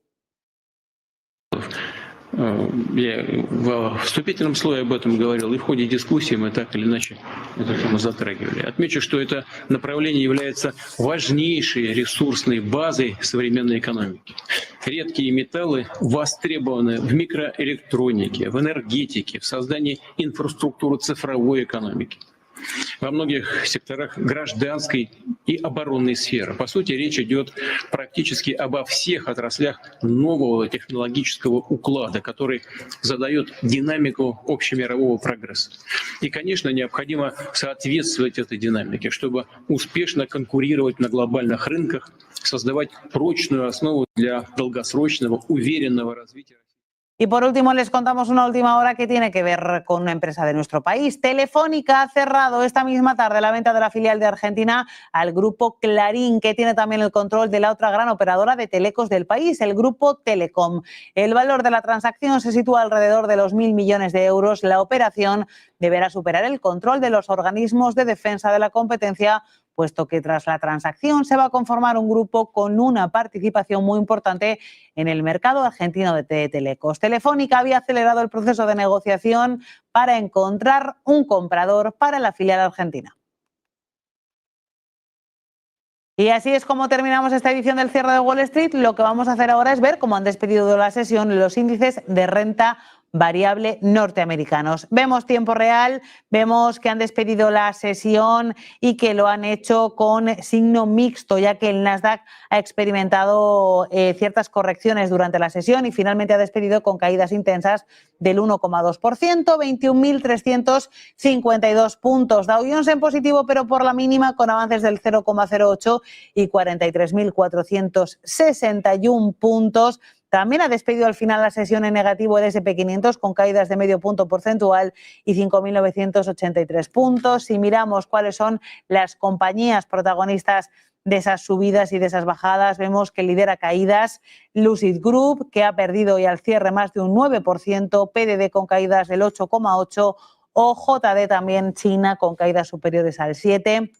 Liderando ganancias Walgreen Boots, que ha avanzado ya al cierre un 10,8%, Lululemon con subidas del 2,6%. Y vamos a ver cómo está cotizando ahora mismo el oro después de haber marcado un máximo histórico nuevo durante la sesión de hoy, aproximarse de forma considerable a los $3.000. Tenemos al oro en tiempo real en 2.965 con una revalorización del 0,4% a la baja. La plata corrige más de un 1%, cotiza en $32,67. Aquí despedimos esta edición especial del cierre de Wall Street, foco puesto en ese tercer aniversario de la guerra entre Rusia y Ucrania y en el avance de las negociaciones de paz. Gracias.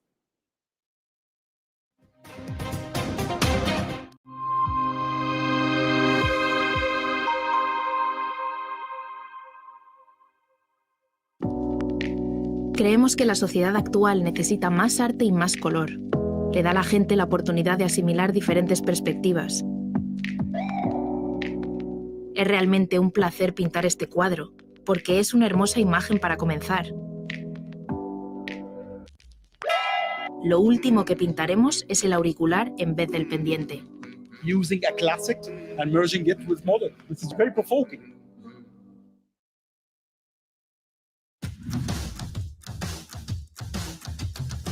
¿Puede privatizarse la democracia? Quizá es esa la pregunta que nos tenemos que hacer todos. Un globalismo que afecta a todo lo que sustenta nuestras vidas. Realidad económica tangible, necesaria de analizar.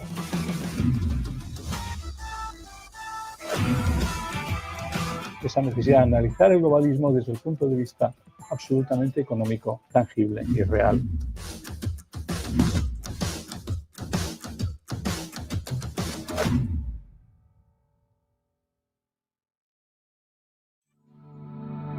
Silver Gold Patrimonio nace en 2018 con el objetivo de innovar en el mercado de los metales preciosos de inversión, ofreciendo nuevas alternativas para que cualquier persona, familia o empresa pueda entrar en el fantástico mundo de los metales de inversión de forma sencilla y acompañada por consultores expertos en el sector. Silver Gold Patrimonio quiere avanzar contigo. ¿Qué cuento quieres hoy? ¿Te cuento uno de los míos? ¿El del farmacéutico? ¿O el de María, la abogada? El de Ana, la arquitecta. Vale. Eras una niña que soñaba con crear los edificios más impresionantes de la Tierra. Se pasaba el día dibujándolos. Sabía que algún día acabarían llegando a lo más alto de cada ciudad. Y que cualquier persona... Cada profesional tiene detrás una historia increíble. Creer en ella es lo que de verdad cuenta. Banca, el banco de los profesionales. El futuro te está llamando. En menos de 15 minutos puedes estar operando con futuros sobre Nasdaq, SP, oro y mucho más con AvaTrade, un broker que habla tu idioma. Descubre las ventajas de AvaTrade y disfruta de hasta 100 operaciones sin comisiones. Registro rápido y sencillo, transacciones instantáneas, operaciones seguras. El futuro comienza ahora. AvaTrade. ¿Te preocupa que tu inquilino no pague el alquiler? Sabemos que esto puede ser un desafío. Aunque los gastos son fáciles de calcular, el verdadero reto es gestionar la falta de pago por parte del inquilino. SEAC te ofrece una garantía de renta asegurada hasta que recuperes tu vivienda pase el tiempo que pase. Relájate. SEAC se encarga de todo. Alquila tranquilo. SEAC responde.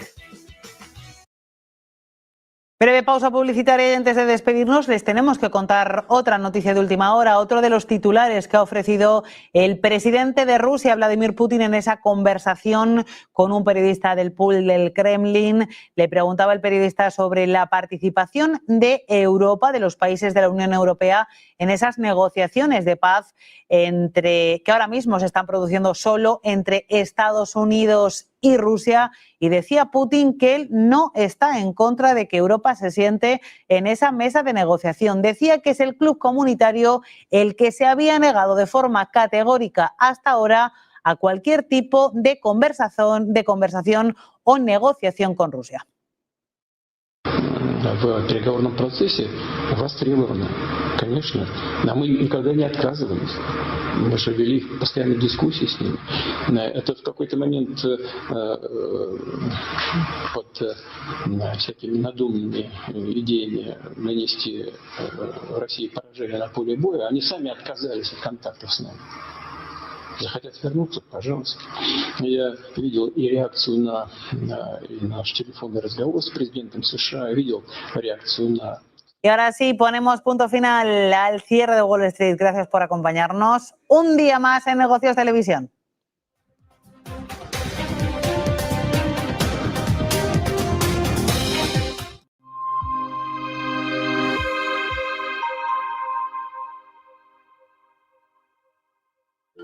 Dicen que Banca Marc es un banco solo para unos pocos. Para esos pocos que buscan un banco en el que confiar, cercano. Todos esos pocos que no creen en soluciones fáciles y sí en el asesoramiento experto. Bueno, quizás no suena a pocos, ¿no? Fíjate, igual tú también eres de esos muchos pocos que cada día somos muchos más. ¿Qué cuento quieres hoy?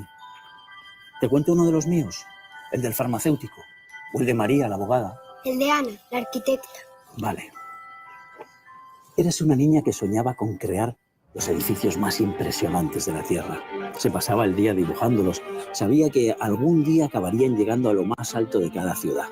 Y que cualquier persona... Cada profesional tiene detrás una historia increíble. Creer en ella es lo que de verdad cuenta. Banca, el banco de los profesionales. Vuélvete máster de tu futuro. Obtén tu Master of Finance con doble titulación de Tulane University, Estados Unidos, y de UFM, en Madrid. El futuro te está llamando. En menos de 15 minutos, puedes estar operando con futuros sobre Nasdaq, S&P, oro y mucho más con AvaTrade, un broker que habla tu idioma. Descubre las ventajas de AvaTrade y disfruta de hasta 100 operaciones sin comisiones. Registro rápido y sencillo, transacciones instantáneas, operaciones seguras. El futuro comienza ahora. AvaTrade.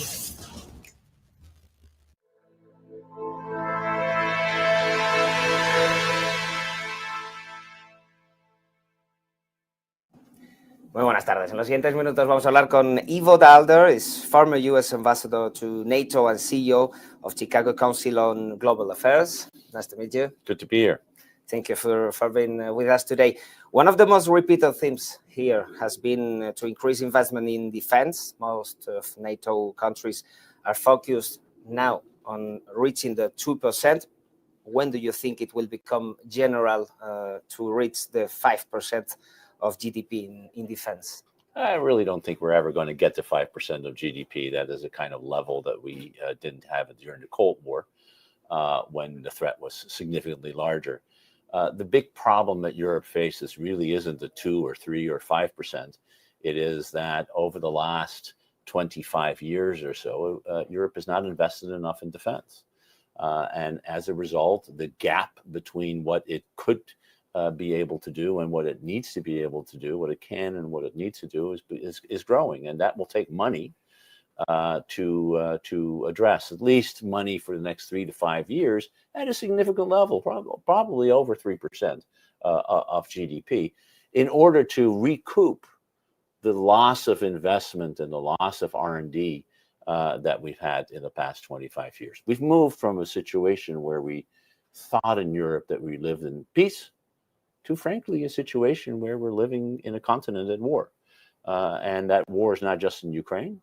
It is also coming increasingly to the countries of Europe itself through cyber attacks and assassinations and cuttings of underwater cables. That's war just by another name. You think Europe is on time to reach this level? Well, we should have done it 10 years ago.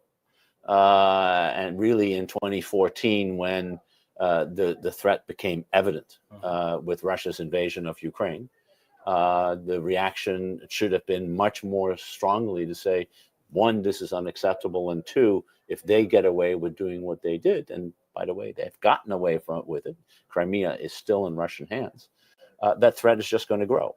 And our friends in Eastern Europe would tell us that, and we would sort of say, yeah, but not really. And that's true in the United States, and it's true in Europe. But we should have at that point done what we are doing now. Had we done that, we wouldn't be in the situation where we are today, where we have to expend extraordinary resources in a relatively short period of time to get the forces necessary to deal with the Russian threat. You talked about Crimea. You think it will be continuous in Russian hands? I think it's at the moment it's hard to see how you're going to create the military counterforce necessary to enable Ukraine to reconquer Crimea, at least without a significant outside military intervention. And one thing is clear: neither the United States nor European countries up to this point believe that they should involve themselves directly in the conflict. I think that is not going to change. It's possible if you have a peace agreement or a ceasefire and the war then restarts that you would come back in that way to say, you know, we now learned our lesson. We have to finish this war in the right way once and for all. But I think for now, much of the territory that Russia has in its hands will for the foreseeable future remain in Russian hands. What's important is for the world not to recognize that as Russian territory. It's Ukrainian territory occupied by Russia. Important that von der Leyen has said the European fiscal rules could be frozen to increase defense spending. Why do you think this change of opinion now? So I think von der Leyen's speech yesterday here at the Munich Security Conference was extremely important, because there have been two things that are preventing Europe from doing the right thing. One is the perception of the threat and the degree to which the environment is challenging. That's changed, and I think most Europeans understand there's a real threat. Something needs to be done. The other problem has been money, because of fiscal rules under the European Union, that only a certain amount of debt can be held. There's a particular German problem with its own debt break, which I hope after the election will also break free. But by saying that defense spending is not going to count against deficits under the fiscal rules, a proposal, by the way, that I know that the Greek Prime Minister Mitsotakis has made, that Giorgia Meloni has made. I'm not sure whether the Spanish government has Sanchez, but whether he has proposed it.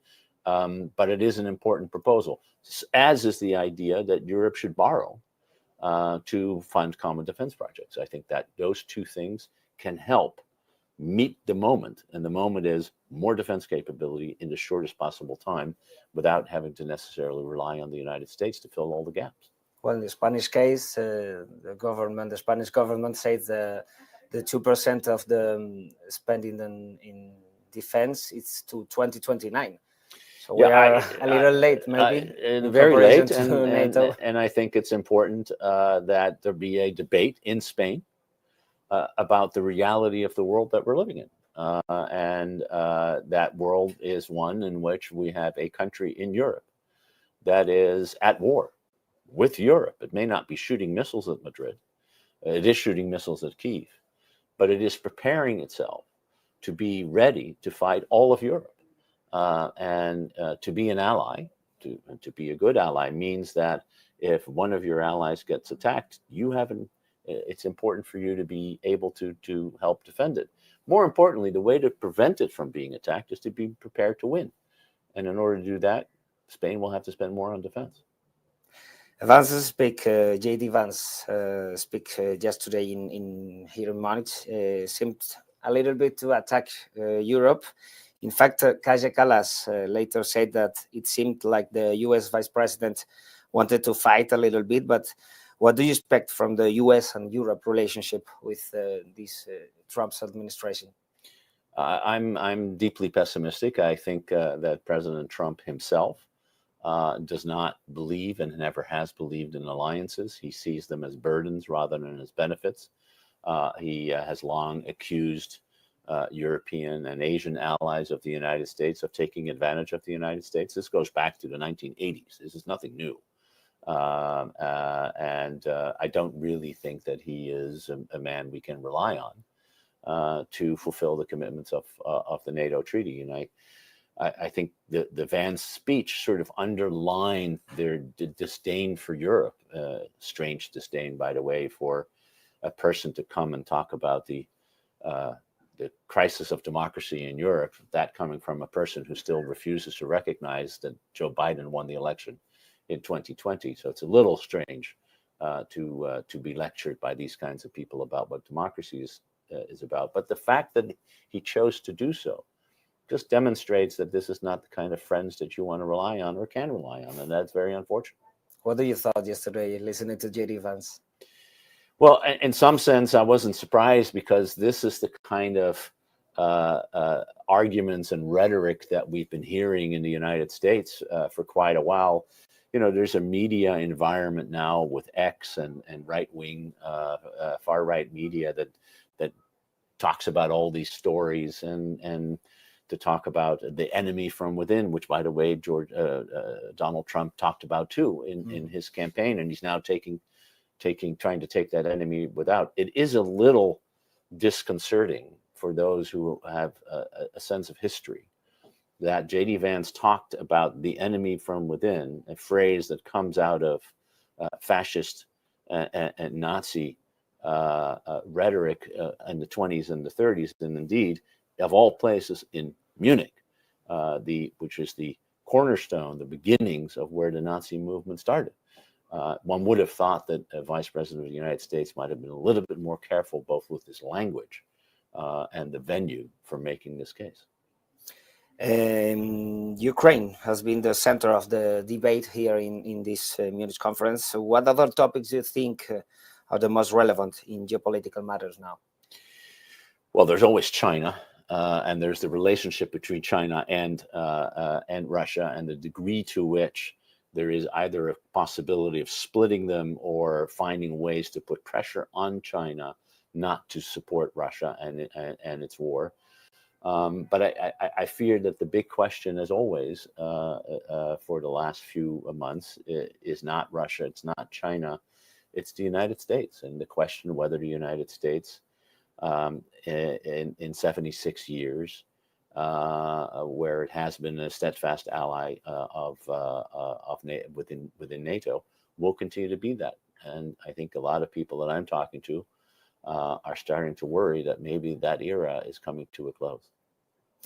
Ivo Dalder, former U.S. ambassador to NATO and CEO of Chicago Council of Global Affairs. Thank you very much for talking with us today. My pleasure. Thank you. Thank you.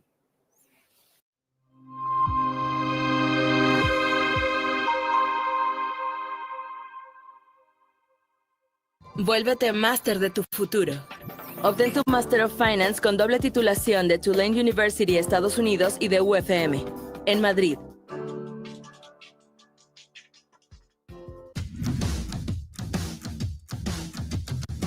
¿Puede privatizarse la democracia? Quizá es esa la pregunta que nos tenemos que hacer todos.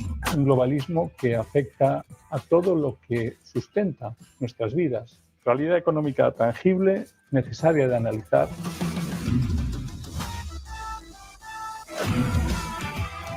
Esa necesidad de analizar el globalismo desde el punto de vista absolutamente económico, tangible y real.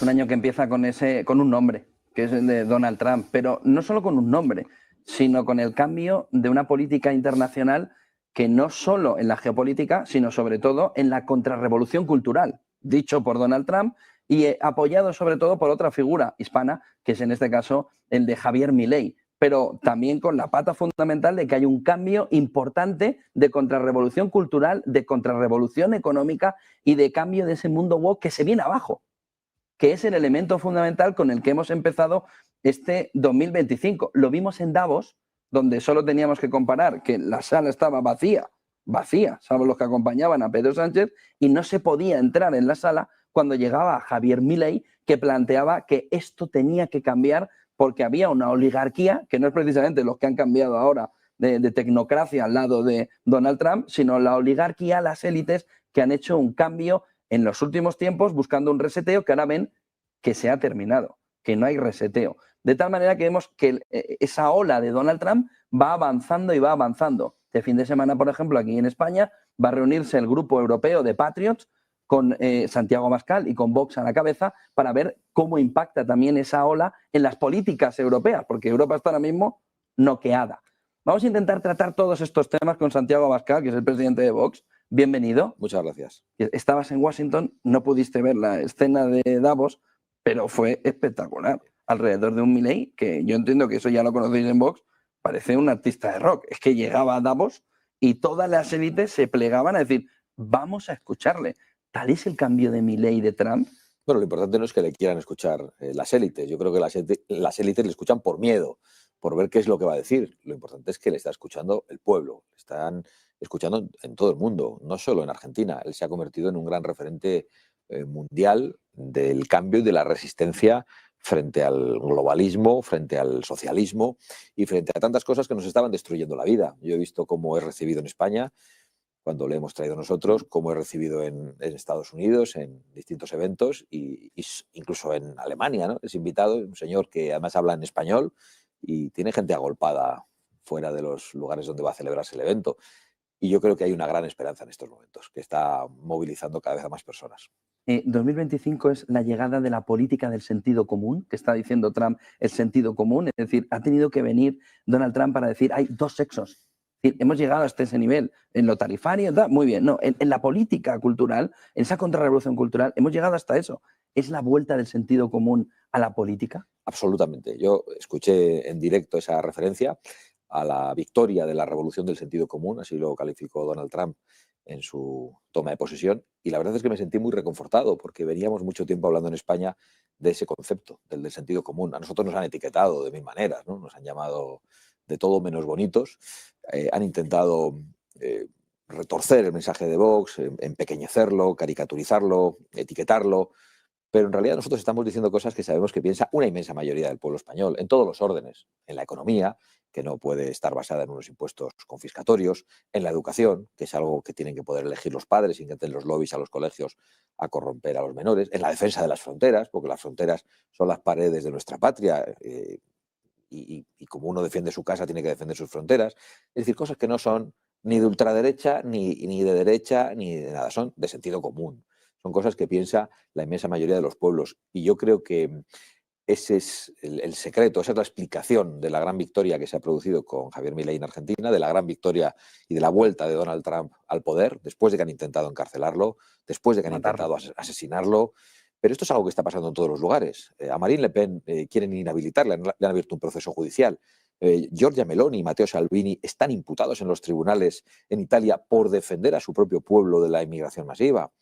El ataque es total. Bueno, hay intentos de asesinato a muchos, pero y si no son intentos de asesinato, hay intentos de encarcelar, de inhabilitar. Cuando uno gana las elecciones, como Gorgescu en Rumanía, el Tribunal Constitucional, que no había dicho nada, de repente anula las elecciones. Después escuchamos a un excomisario europeo como Thierry Breton amenazando a los alemanes por si acaso votan mal y apoyan demasiado Alternativa por Alemania. Hay un gran cambio, hay una gran reacción de los pueblos en defensa del sentido común, porque yo sé que a Vox le está votando gente muy diversa. Hay algunos que quieren entender Vox como si fuera una escisión del PP o el Partido Popular auténtico. No, en absoluto. Vox es un partido nuevo, es un proyecto nuevo, con los pies en el suelo de la realidad actual y tiene respuestas a los problemas del presente. No estamos atados al pasado de ningún otro partido ni a nada parecido. Y eso está ocurriendo en muchos lugares. Por eso yo lo digo con total seguridad. A nosotros nos votan personas que no votaban porque habían perdido la confianza en la política o la esperanza. Nos votan personas que habían votado al Partido Popular. Nos votan personas que habían votado a la izquierda. Y yo creo que es porque hemos sabido defender aquello que es lógico, aquello que tiene sentido común y aquello que es realmente mayoritario. Porque si presentamos nuestro programa a muchos españoles y le retiramos la sigla, y por lo tanto el estigma que desde muchos medios de comunicación nos han colocado, ese programa es firmado por la inmensa mayoría del pueblo español. Y llegará el momento en que consigamos ese apoyo mayoritario. ¿Es una ola irremediable, irrefrenable, la de Donald Trump? Bueno, yo creo que es una ola poderosísima, la de la resistencia al globalismo, al socialismo, a todos los ataques a la libertad y a las soberanías. Creo que vamos a lograr traer a Europa con mucha fuerza. Ya muchos de nuestros socios son primera fuerza en sus países, tanto Marine Le Pen en Francia, Giorgia Meloni y Matteo Salvini están gobernando en Italia y tienen prácticamente el 40% de los votos en Italia, si los vemos en común. En Austria nuestro socio es la primera fuerza, en Holanda nuestro socio es la primera fuerza, en Hungría nuestro socio es la primera fuerza. En estos momentos en las encuestas el partido con el que tenemos interlocución, el nuevo partido Reforma, es la primera fuerza. Es decir, esto es imparable. Lo que ocurre es que tenemos que hacerlo bien. Vamos a ganar, vamos a alcanzar el poder, pero tenemos que cambiar las cosas. No puede ocurrir como lo que ha ocurrido en otras ocasiones en la política reciente con los viejos partidos de la derechita que gobernaban y no se atrevían a cambiar las cosas que hacía la izquierda. Lo dejaban todo igual, porque pensaban que ellos solo tenían que equilibrar las cuentas públicas y que la batalla cultural era de la izquierda. Y la izquierda se ha colado en todas partes. Se ha colado en el ámbito sanitario, en el ámbito educativo, en el ámbito cultural, y nos han dicho que todo eso les pertenecía, que era de ellos, que ellos tenían legitimidad y los demás no. Ha habido una doble vara de medir que la izquierda ha impuesto en todo el mundo y que la derechita pequeña y cobarde ha aceptado en todo el mundo, porque ese no es un experimento específicamente español, no es un suceso específicamente español. Y yo creo que eso va a cambiar de una manera extraordinaria. Por eso digo que es un momento de gran esperanza. ¿Está decepcionado a nivel europeo una parte de la población porque el Partido Popular Europeo se haya lanzado alrededor del Partido Socialista en lugar de haber intentado gobernar con la parte de la derecha? Es decir, si hay un movimiento, parece claro, ¿no?, de ventana de Overton que se va moviendo alrededor de la aceptación de una política de la derecha, donde el Partido Popular va caminando hacia el centro, y hay un movimiento, sobre todo impulsado por Meloni, pero impulsado también por Vox aquí en España, que va moviéndonos la ideología o esa parte de la derecha más hacia una posición centrada, llevando al Partido Popular en el centro. Se entiende que von der Leyen haya tomado el camino de, pues aquí, por ejemplo, en España, buscar, por ejemplo, a Teresa Rivera, en lugar de haber llegado a acuerdos con patriotas y con el partido europeo de Giorgia Meloni. ¿No se podía haber hecho un triunvirato para poder haber cambiado, al igual que está haciendo Trump en Estados Unidos, también la fotografía en Europa? Porque estaba al alcance de la mano. Es que el Partido Popular Europeo, que está integrado por distintos partidos populares, pero donde los que tienen más fuerza son precisamente los del Partido Popular alemán y los del Partido Popular español, se ha caracterizado por los acuerdos con los socialistas. Hace un año y medio vimos los debates de Sánchez y Feijóo le ofrecía permanentemente acuerdos al señor Pedro Sánchez. Yo creo que es un gran error, pero es lo que han hecho. Han llegado a acuerdos, además, en un momento en España en el que el gobierno está envuelto en corrupción, hundido hasta las cejas. Han llegado a acuerdos en el reparto de todas las instituciones y a la vez han llegado a acuerdos en Europa. Luego hacen como que se pelean por lo de Teresa Rivera, pero es una estafa. Es algo de tal gravedad el nombramiento de Teresa Rivera por parte del Partido Popular Europeo que debería implicar, si al Partido Popular Español le molesta, la salida de ese grupo. No lo han hecho. Y es especialmente grave lo que ha hecho von der Leyen, que es la principal socia bueno, no sé si de Feijóo o de Sánchez. No sé en realidad de quién es socia, ¿no? Depende de si está en campaña o no. Claro, porque en campaña viene aquí, apoya al PP, pero luego hace lo que quiere Pedro Sánchez en Europa. ¿Por qué? Porque en realidad representan cosas parecidas, pero hay una mayoría alternativa en Europa. Hoy hay 3 grupos que están en el ámbito patriótico y soberanista en Europa. Uno es el que nosotros representamos, Patriots, que es el tercer grupo de la Cámara. Primero son los populares, luego los socialistas, luego está nuestro grupo Patriots, después está el grupo de conservadores y reformistas, en el que están nuestros colegas italianos con Giorgia Meloni y con Mateusz Morawiecki de Polonia, que también es un aliado nuestro, y después hay un grupo más pequeño de soberanistas. Esos 3 grupos juntos serían la segunda o la primera fuerza de la Unión Europea. Pero realmente ya hay una mayoría alternativa entre esos grupos patrióticos y soberanistas que podrían sumarse al Partido Popular. Pero no sucede. No sucede porque el Partido Popular sigue anclado al acuerdo con el Partido Socialista. El Partido Popular no se ha enterado de lo que está pasando en el mundo. Es increíble porque han promovido la inmigración masiva, han destruido las sociedades europeas, se avanza hacia un proceso de islamización creciente, de inseguridad total, de una situación peligrosa para las mujeres, de colapso de los servicios